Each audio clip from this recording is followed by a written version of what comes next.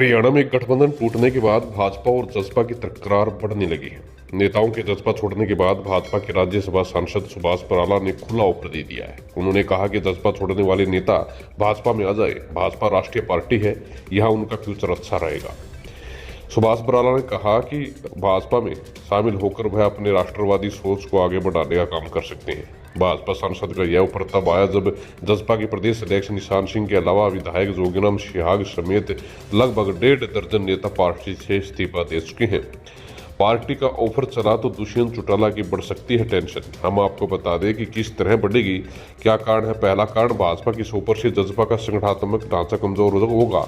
जसपा के लिए संगठन इसलिए भी महत्वपूर्ण है क्योंकि हरियाणा में अभी जसपा के गठन को 5 साल भी हुए हैं।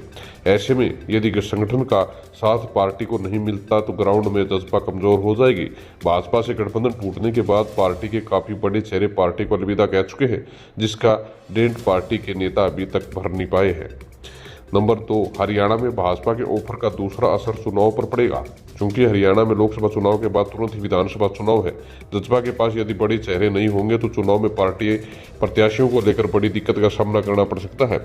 2019 में जसपा के संगठन के कारण ही पार्टी 10 विधानसभा सीटों को जीतकर भाजपा के साथ गठबंधन कर पाई थी और लगभग 4.5 साल सत्ता में रही थी।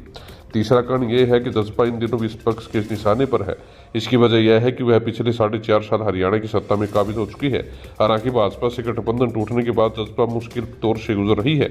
इन सबके पीछे विपक्ष के नेता, खासकर भाजपा और इंडियन नेशनल लोकदल के नेता जसपा नेताओं पर तीखे हमले कर रहे हैं। जसपा में लगभग 1.5 दर्जन बड़े नेता जसपा छोड़ चुके हैं।